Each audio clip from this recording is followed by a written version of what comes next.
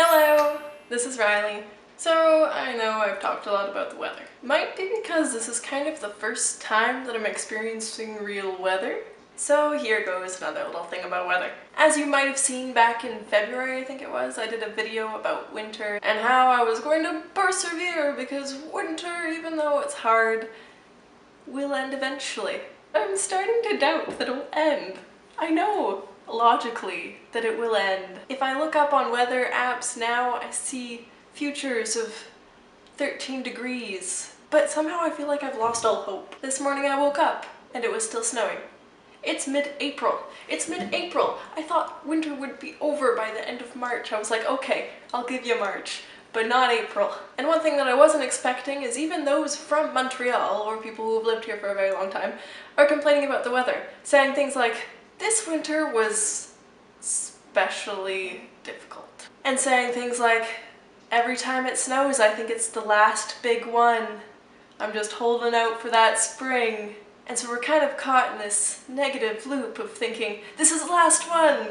It's spring. No, it's winter again. This is the last one. It's spring. No, it's winter again. And now my hopes have been dashed so many times that it's starting to feel like spring will never come. Maybe we just won't have spring. We'll skip over spring and then it will be summer.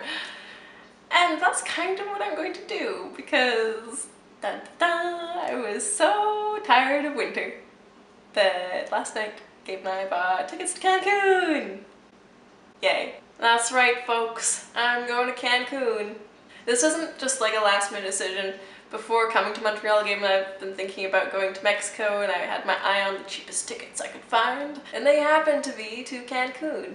Even though we're not going there for the spring break of our dreams, man, where we party all night, because that's not my style. There are lots of things to see, and I'm super excited for warm weather. So we'll be leaving mid-May and staying for a week. And I'm super excited to go swimming, to explore old ruins, and to enjoy late night conversations in the evening heat.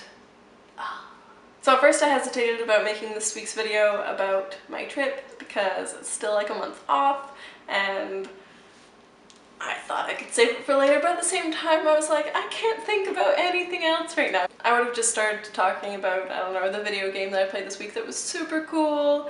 It's called Oxenfree, I recommend it.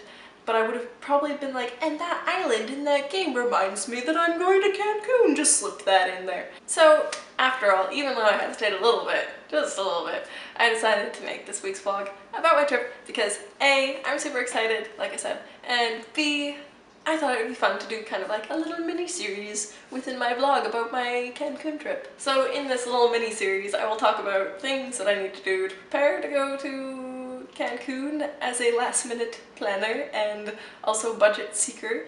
Maybe things that I do that will possibly help people in the future, or maybe I'll do a little reflection at the end of this and be like, I screwed up on that, and be able to warn everyone. My future to-dos, things that I'm having fun looking up today as well, are to find lodging. We have to look up transportation costs, how to get around, how to get from the airport to the Airbnb, very, very important, because you can get caught up in some pretty expensive transportation costs if you don't look at that ahead of time. I want to budget, see how much money I want to bring with me so that I don't get caught on all these fees when I'm over there. And of course, I think it will be a much more rewarding trip if I'm able to speak a bit of Spanish. So it's time to buckle down on some Duolingo. Anywho, this is the new exciting thing, and I'm gonna go spend a long time looking up fun stuff to do in Cancun. Yay! Anyways, I'll see you next Friday.